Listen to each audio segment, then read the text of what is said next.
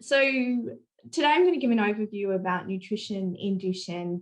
My background is actually as a dietitian, and then I've moved very much into research and understanding the role of nutrition in Duchenne. I thought I'd start today with a really simple overview of why nutrition is important in Duchenne. Nutrition affects so many parts of the body, and we really want to optimize nutrition so we can have the body functioning as best it can. Nutrition plays a key role in muscle health. It's key in immunity. As we've just heard, it's a really important factor in bowel health, bone health, and there's also relationships between nutritional status and respiratory health. One of the big things that we actually focus on in nutrition, especially in the early days, is around weight management and growth as well, because nutrition can really help in optimizing growth. So why do we need to think about weight management and growth in Duchenne? And it's interesting, what we see is boys with Duchenne can become very overweight or obese, so they can gain weight very quickly. And as this is some data from Australia, and each of the bars represents a different age group. So in our clinic, we're seeing actually about 1 in 2 boys who are obese, and that peaks around 11 or 11 years of age. But then we also see this flip kind of later on in adolescence and adulthood, where we see increasing prevalence of undernutrition. So in Duchenne, we are kind of faced sometimes with managing both over and undernutrition, and that can be a big change or a shift. So I wanted to touch on what appropriate growth looks like. You might have seen a growth chart like this somewhere in your clinic visits, and lots of different countries around the world have different forms of growth charts. We use growth charts to really plot height and weight and track growth. The things that we're looking for, and this is really for children up to 18 and adolescents, is that height and weight are tracking. And when we say tracking, we mean essentially following their lines on the growth chart. The other thing that we look at is that height and weight are about on the same line. So in this example, the child is growing along the 25th centile for height and weight, and that's great. Children can grow along the 97th centile for height and weight, but if they're matching, that's the main thing that we're looking at. What we see in Duchenne is we see height actually start to plateau off, and that's a big part of steroids. But we also can see at the same time sometimes weight jumping up the curve. So we're seeing our lines not tracking. What we really want to be doing is trying to keep it tracking along the line as best we can. And that's really our goal when we're looking at growth. So why are we seeing both overnutrition and undernutrition in Duchenne? So obviously steroids play a big role in overnutrition. They increase appetite, and it's also very complex in terms of sometimes behavioural changes that happen in Duchenne and the interaction with food as well. There is underlying the overnutrition some type of energy balance or calorie imbalance with diet versus activity. And that could be because of reduced activity. We're trying to understand whether boys and young men with Duchenne actually have different calorie requirements, because then that can help us prescribe calories more carefully for individuals with Duchenne. And calorie requirements could change because of reduced muscle mass, but there could also be some underlying mechanisms of impacting energy expenditure. In terms of undernutrition, there's a range of factors that contribute. It can be things like difficulties eating, getting food to the mouth and opening the mouth because of weakness around the jaw, chewing and swallowing, making mealtime really hard and causing fatigue and long meal times. There's a whole range of gastro problems that Professor Emmanuel just touched on, which really can contribute to not wanting to eat, and in the long term, that undernutrition. So does it matter? Are these just numbers? And my simple answer to you is yes, nutritional status does matter. We've been doing quite a lot of work actually looking at what does overnutrition and obesity mean especially in terms of clinical outcomes. So there's been some emerging data that shows that overnutrition does impact time function tests and 6-minute walk tests. In our research, we're seeing obesity contributes to sleep apnea and also using CPAP. Potentially there's an interaction with fracture risk as well, and also things like reduces energy levels and social implications as well. In terms of undernutrition, again, it's yes, we know if the body's not at its best state, it can find it harder to fight infection. It can, again, put extra stress on the lungs. The reduced energy level and fatigue also just contributes to almost a cyclic pattern, progressing the undernutrition. So what are some of the tips that I can help with today in terms of managing weight? I'll start with overweight and then I'll talk about underweight. So the first thing I would absolutely recommend is just to keep a track on weight. If you remember back to that graph, if we can pick up weight gain happening sooner, it actually means we can put in preventative strategies. And it's often much easier to put in strategies earlier before there's been a lot of weight gain. There'll be some key times when weight gain might come up, and that's when a boy is starting steroids or transitioning into a wheelchair. So energy requirements are changing. So, and also I think when we're thinking about weight management, our primary goal is always to stabilize weight. It's not about losing kilos of weight. And in fact, weight loss should be very carefully monitored on an individual basis. So, especially with children, what we want to do is keep weight stable. If there is some height potential, children then essentially grow into their weight. With Duchenne, if we can stabilize weight, we're avoiding that upward trajectory on the growth chart. So in terms of food tips, I've kept this quite broad because I know that I'm talking to people across many different countries and we all eat very differently around the world. Some things I'd really encourage you to think about in terms of managing your weight. First and foremost is make changes that work for you as a family or a household. It's very hard to eat differently from everyone else in your house. So making changes together, we know from the evidence, is actually one of the best approaches to weight management in children. I really encourage you to think about your drinks that you're having. So some of the easiest things that we can start to change in diets are things like fizzy drinks, fruit juices and soft drinks. They contribute what we call as empty calories, so lots of energy with no nutrition. They're not great for our dental health either. So think about water and potentially some dairy drinks. Focus on the 5 food groups, whatever they look like for you. When we talk about the 5 food groups, it's really grains, fruit, vegetables, dairy, and then our meat or meat alternatives. If we shift our focus on to getting these foods in the day, then it's often kind of easier to get rid of some of the other foods. We also think about including proteins evenly across the day. So proteins come from our lean meats, our dairy, eggs, fish, and legumes as well. In Australia in particular, we eat all our protein mostly at our dinner meal. So what we encourage you to think about is how you can include protein at breakfast, lunch, dinner, and in your snacks. So distribute it evenly across the day, and that can really help with appetite. There's a range of what we call free foods that you can use to help manage hunger. So these are diet products, so perhaps diet soft drinks, or there's diet jellies, or differs in countries, but they can be really useful tools, I think, in terms of managing appetite. Berries of all forms, frozen, fresh, whatever's in season, are great snacks and are very low calorie. And then there's a whole range of non-starchy vegetables, so things like carrot sticks, celery sticks, cucumber sticks, capsicum sticks. Find a vegetable that your child likes, and these can be helpful in between meals. My son, I know he loves cucumber and carrot, so they're some of my go-tos. I know he'll eat them, and we use them kind of just in between meals. And finally, think about your mealtime environments.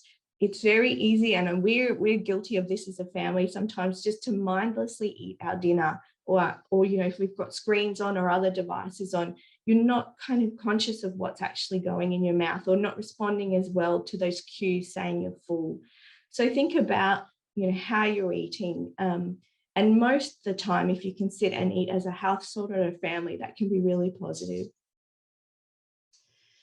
Also, to touch on fluid recommendations, I said about thinking about your drinks. Thinking about also getting enough fluid in is really key. So these are the recommendations from the Care Considerations in 2018, and really would like to see a lot of this being water, but there's also ways you can flavour up water to make it exciting if it's not great. So using fresh fruit in the water, for example, can help. So now I'm going to flip and talk a little bit about managing underweight. Again, having regular heights and weights where possible can be really key to actually picking up changes early. Some key times when we might actually start to see undernutrition is if there's been potentially a period of prolonged illness, if there's been increased respiratory requirements, so work of breathing can increase how many calories we need, say prior to starting something like NIV, or if there's major surgery, so for example, spinal surgery, these all could trigger periods of undernutrition. Again, our primary goal will be to stabilise weight, to stop further weight loss, and then, if necessary, regain that weight lost. There's a whole lot of different, I guess, levels of intervention when we're looking at undernutrition. So obviously, if we can, we do food. There's also a range of commercial supplements, as well as alternative feeding methods. And really, most often than not, it's a combination of all of these. So in terms of food tips for undernutrition, what we're trying to do is actually make every bite count. So we're looking at the quality of what's going in one mouthful, not increasing quantity, because we know that's really hard, just saying eat more. So we try and make what goes in count a lot more. Ways we do this is food fortification, and that's really adding fats to food. So things like oil, margarine, or butter, cream, cheese can really pack a punch in what goes in the mouthful. And again, proteins are really key. So we talk about high calorie, high protein diets to help with undernutrition. Milk drinks can be great. So they have, we can bump up the calories very easily by adding things like cream or even milk powder to milk to make it a really nourishing drink. Texture modification is also a really key strategy if malnutrition or undernutrition is related to dysphagia or difficulty swallowing. And this is where a speech and language pathologist is key, and they can advise on strategies to help make the most appropriate texture, and it can make it easier to eat. So it might be a mashed or a pureed diet for some foods. And speech pathologists and dietitians often work hand in hand because we'll help to make the recommendations together and make it work. As I said, there's a range of supplements that you can use, and some of the names that I think are quite used internationally are things like Resource, Ensure, and Sustagen. These contain a whole range of vitamins and minerals, as well as protein and calories. So some of them are actually complete sources of nutrition. Sometimes if the malnutrition progresses too much, or if there is quite significant dysphagia, a PEG may be required. So a PEG is a feeding device that goes straight into the stomach, so the food goes straight into the gut. There is evidence in Duchenne that shows that it does actually improve nutritional status and it's well tolerated. And up on the screen is the key considerations from the care guidelines. So we're seeing weight loss and dehydration, and again, that's unintentional weight loss or malnutrition. Aspiration, so getting food into the lungs with moderate or severe dysphagia. These are things that might trigger a discussion with your treating team about the use of a PEG.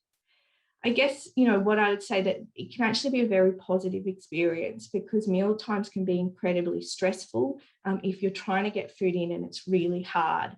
So PEG placements, if it's not because of dysphagia, people can continue our oral intake, and it actually brings joy back to food. So these can be a very positive experience. So just switching track a little bit, I'm going to talk now about nutrition for bones and nutrition for bowels, because there's some things that we can do in our diet to optimize your both bone and bowel health. We know in Duchenne that bone health is critical, and I know Jared's talked about it this week. The key nutrients we think about for bone health are calcium and vitamin D. So we can really try and optimize these as best we can. In terms of calcium, the main sources in our diet are dairy foods, so milk, yogurt, or cheese, but there's also a range of non-dairy sources. Hard tofu is a wonderful source of calcium. Things like fortified non-dairy milk, so for example, fortified soy milk, so it needs to have the calcium added in. There's other ranges, other sources such as broccoli and almonds, and these can contribute to calcium in the day, but they're actually very hard to meet your requirements through these foods. What we recommend is to eat enough calcium up to your national age recommendations, and if that's not possible, to replace calcium with a calcium supplement. In terms of vitamin D, we also know that boys have quite low vitamin Ds from a very young age. So this is primarily replaced through vitamin D supplementation. Though, again, different countries have different food supplies. In Australia, we have very little vitamin D in our food, so we really do rely on supplementation. But in other countries, you might have some other, key sources, especially through fish intake. Just to give you an example from Australia here, this is what we'd be aiming for in terms of dairy foods to get our calcium requirements. So somewhere between 2 or 3.5 serves. So, 2 cups of milk or 1 cup of milk and some cheese, for example. Next, I want to touch on nutrition for bowels, or nutrition for poo. It's probably the more appropriate thing to talk about.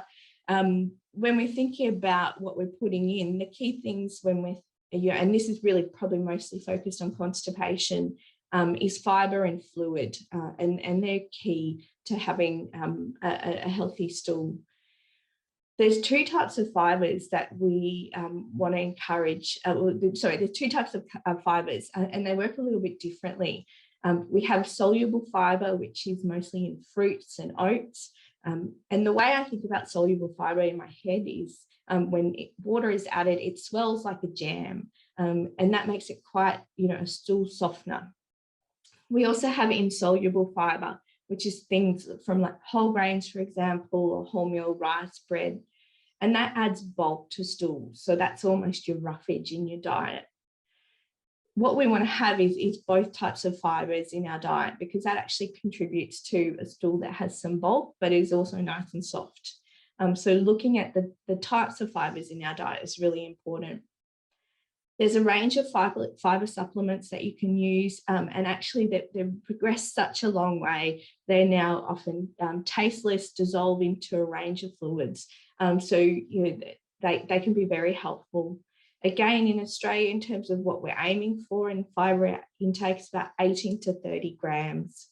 And also, these are some of the strategies we can do from a dietary perspective. But as Professor Emmanuel talked about, there's also a range of medications that can help with constipation as well. I just wanted to give a plug for dietitians. I think sometimes we get a really bad rap as the food police, and we are not the food police. Most dietitians I know would enjoy a burger or a pizza. That is, if we're not these kind of anti-bad food people. Dietitians can just really help optimize or help families make better choices for some nutrition and fine-tune diets in terms of helping with weight management, bones, for example. We can also help with a whole range of other dietary requirements if there is allergies or intolerances, as well as managing things like supplements or alternative feeding strategies. Ideally, touching base with a dietitian, if they're in your clinic at least once a year. The recommendations say every clinic visit, and I know that's not possible for some clinics, but dietitians can really help. Finally, I thought I would just really touch on the world of supplements. There's a range of nutritional supplements that have been investigated in some form or discussed for Duchenne. The strongest evidence to date is really for creatine monohydrate, which has some Cochrane or high-level evidence, scientific evidence to support its use. However, that has not been strong enough evidence to make one clear recommendation about supplement use, and the guidelines have not recommended supplements in either iterations. If you are thinking about supplement use, what I would recommend is actually to talk about it with your medical team, because there might be contradictions with medications, or make sure it's safe. I would also consider the expense and the quality of the supplements. So around the world, supplement industries are not as well regulated. There's different regulations in different countries. So you need to really make sure that you are getting what you pay for, because they can be quite expensive. And my key recommendation, if you are thinking about supplements and you talk to your medical team, is actually to think about how you can measure an objective outcome of if the supplement is working. So potentially touching base with your physio before starting and doing a functional assessment, and repeating that 3-6 months later to have something really kind of hard evidence to say, is this working? As Elizabeth said, we did some work in 2019 for World Duchenne Day, and we developed some great resources which still live on the website. So there's some fact sheets about nutrition, supplements, and a whole range of videos as well that may help. Thank you. That's my talk for today.